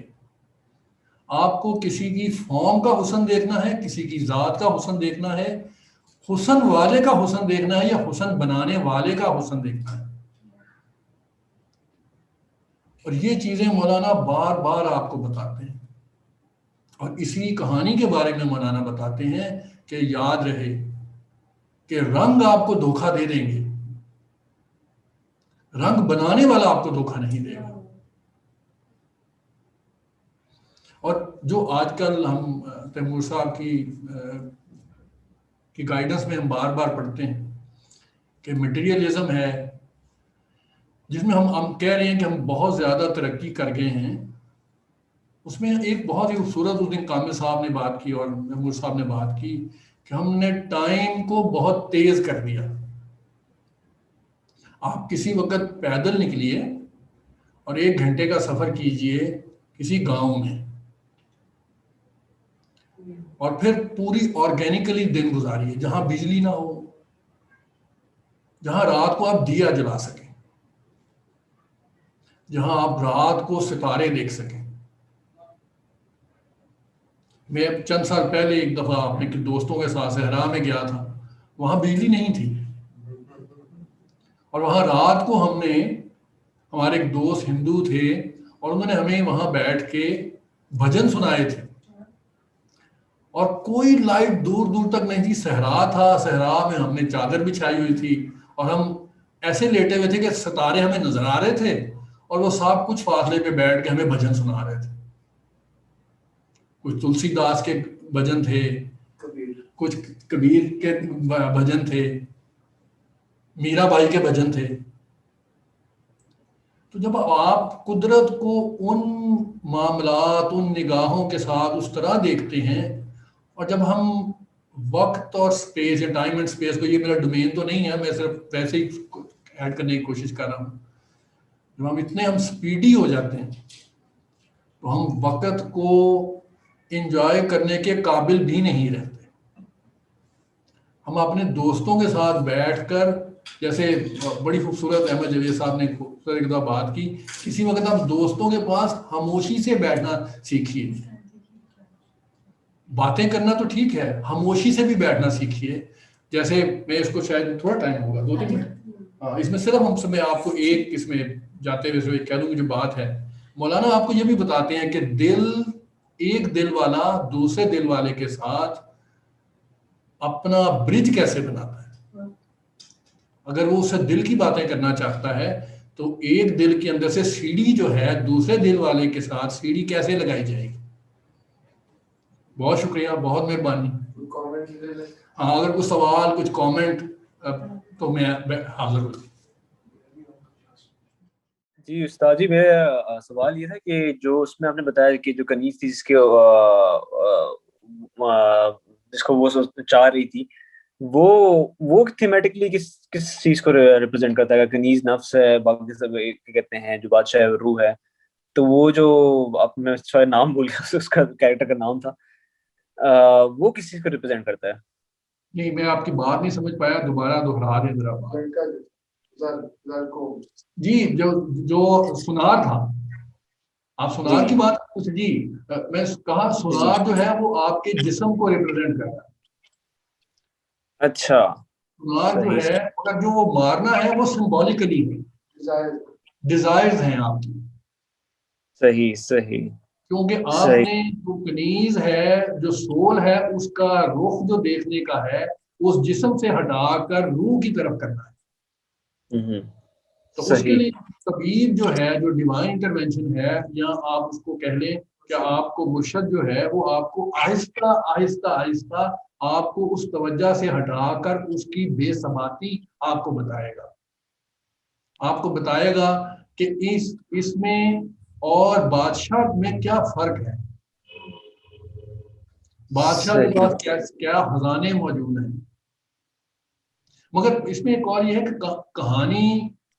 کہانی لے کر آپ نے اس میں جو تھیمز ہیں اس کو بھی اسٹڈی کرنا ہے. اور چونکہ مثنوی میں ان تھیم سے بڑی پڑی ہے، آپ خود بھی پڑھیے، دیکھیے اس کو، اور ہو سکتا ہے آپ کو کوئی اچھی چیزیں اس میں نظر آئیں. اور استاد جی ایک اور سوال بھی تھا کہ اس کے اندر یہ کافی مجھے انٹرسٹنگ سا اس میں لگا کہ پہلے مطلب اس نے طبیب نے اس کو بولا کہ اس کو مطلب سنار لا دو اس کو، اور پھر بعد میں آہستہ آہستہ اس کو ختم کیا. تو یہ بھی استاد جی اس پہ تھوڑا ڈیٹیل تھوڑا اور بات کر سکتے ہیں اس کے اوپر کہ انٹرسٹنگ کہ جگڑ کے کسی چیز کو ختم نہیں کیا، اس نے ایک ایڈکشن ہوتی ہے اس کو بھی آپ ایک دم جگڑ کے نہیں ختم کرتے، آہستہ آہستہ. یہ بالکل ایسی بات ہے. اس میں جو بزرگ فرماتے ہیں بڑی خوبصورت بات کرتے ہیں. وہ بزرگ کہتے ہیں کہ ہر انسان کا اپنا خمیر ہوتا ہے. وہ اس مٹی، جس مٹی سے خمیر سے بنا ہوتا ہے، جیسا کہ مولانا نے بھی اپنے بات میں کہا کہ ہر شہر کی اپنی خمیر ہوگا، مٹی ہوگی، اپنے مرض ہوں گے، اپنی دوائیں ہوں گی. جیسے میں آپ کو بہت خوبصورت بات بتاتا ہوں اس کے حوالے سے کہ اگر کچھ علاقوں میں جب آپ کسی طبیب کے پاس جائیں تو آپ کو 3-4 جو پرانے طبیب ہیں وہ آپ کو 3-4 چیزیں پوچھیں گے. شاید ربیہ بی بی کو سوال پوچھنا چاہیں جی، تو اس میں وہ آپ کو 3-4 سوالات پوچھتے ہیں جو ٹریڈیشنل طبیب ہیں. ایک، آپ کہاں کے رہنے والے ہیں؟ آپ کاسٹ آپ کی کیا ہے؟ آپ کے والدین یا آپ کی جو نسل ہے وہ کیا کام کرتی ہے اور کس علاقے سے آپ رہتے ہیں. یہ پوچھنا صرف ویسے پوچھنا نہیں ہے جیسے تیمور صاحب کل فرما رہے تھے. اب آج کل ہم نمبرز میں اپنے آپ کو ریپرزینٹ کر رہے ہیں نا، کہ آئی ڈی کارڈ ہے، نمبر دے دیا. ہمیں یہ نہیں معلوم کہ ہماری کاسٹ کیا ہے، ہمیں یہ نہیں معلوم ہم کہاں کی مٹی سے بنے ہوئے ہیں، ہمارے والدین کیا کام کرتے تھے. ہماری کمپوزیشن میں یہ تمام چیزیں شامل ہیں. تو طبیب جو ہے یہی چیزیں دیکھتا ہے. جی رابعہ صاحبہ آپ پوچھنا چاہتی ہیں؟ جی السلام علیکم. اچھا میرا سوال تھوڑا سا ہیپ ہیزرڈ ہوگا کیونکہ میری اپنی سوچیں جو ہے نا وہ ابھی جسے کہتے ہیں نا کہ ان کا اجتماع نہیں ہوا. لیکن میں آپ نے بیچ میں ایک بات کی تھی، آپ نے کہا تھا کہ کچھ خاص آنسو ہوتے ہیں جب تک وہ نہیں آئیں گے، جب وہ پین نہیں ہوگی تب تک آپ جتنا مرضی دروازہ کھٹکھٹاتے رہیں وہ دروازہ نہیں کھلے گا. ایسی بات آپ نے کی تھی. یہ بڑا جذباتی سا سوال ہے. لیکن اس میں دیکھیں نا پھر اس میں یعنی کہ یہاں پہ میرا سوال ہمیشہ سے یہ اور ابھی تک اس کا جواب نہیں ہے. یہ پری ڈیسٹینیشن نہ ہوئی پھر جب وہ قسمت میں تکلیف ہے ہی نہیں، جب وہ دکھ نہیں، وہ حزن ہے ہی نہیں قسمت میں، جب وہ دروازہ کھلنا آپ کی قسمت میں ہے ہی نہیں. آپ کی خواہش جتنی مرضی بڑی ہو، آپ کھڑے ہو کے دروازہ کھٹکھٹاتے رہیں کھٹکھٹاتے رہیں کھٹکھٹاتے رہیں، آپ کی جتنی مرضی خواہش ہو، جب وہ قسمت میں ہی نہیں تو پھر فری ول کہاں گئی جب آپ کی نصیب میں ہی نہیں ہے. تو بالکل آپ کی بات بہت، آپ نے جوڑا بہت خوبصورت ہے، بہت خوبصورت ہے. اس کا جواب میرے پاس ہے بڑا خوبصورت سا. میں جب تھا، اگر میں اپنا ایکسپیرینس بیان کروں تو شاید میں زیادہ ریلیٹ کر پاؤں گا. مولانا کے پاس بھی ایک کہانی ہے، پتہ نہیں وہاں پر ٹائم بھی ہے کہ نہیں آپ اس کو بیان کرنے کا. تو اس میں آپ کو بتاتا ہوں، جب میں تھا 30 سال کا تو میری والدہ اور میرے والد جو تھے ان کے ہاں اکثر نعت خوان حضرات کو بلا کے وہ نعتیں سنتے یا رات کو وہ ٹی وی پہ بیٹھتے تھے تو نعتیں لگی. جس میں دیکھتا تھا میری والدہ جو ہے نا وہ زاروں قطار ہوتی تھی اور میرے والد کی بھی آنکھیں گیلی ہوتی تھی. تو ہم بہن بھائی یہ کرتے تھے کہ ان کو تولیہ لا کے دیتے تھے اور ہم ہنستے تھے. ان کا لٹرلی ہم مذاق کرتے تھے کہ یہ تولیہ پکڑ لی. تو ہماری طرف دیکھتے تھے تو وہ کہتے تھے تمہیں نہیں پتہ ان چیزوں، جب تم پہ گزرے گی پھر تمہیں احساس ہوگا کہ تمہارے بچے بھی تمہیں تولیے لا کے دیں گے کہ نہیں. तो आप घबराइए नहीं, शायद आगे आने वाले वक्त में आपके साथ भी कुछ ऐसा मामला हो जाए। मगर आंसू जो है वो बड़ी बहुत कीमती चीज है। मैं अगर छोटी सी 2 मिनट में अगर तैमूर साहब इजाजत दे तो मैं उसका बयान कर देता हूँ कि एक साहब अपने मुर्शिद के पास नए नए जाने चाहिए। ये क्या आवाज आ रही है? बच्चा था मेरे पास। डर गया। एक साहब अपने मुर्शिद के पास नए नए जाना शुरू हुए, साल लग गया। साल के बाद जब एक दफा उनके दाल अपने मुर्शिद की महफिल चल रही थी तो जब गए तो उन्होंने देखा कि मुर्शिद की आंखें थोड़ी सी तर है और उसमें से वक्फे वक्फे से एक आध आंसू बह रहा है।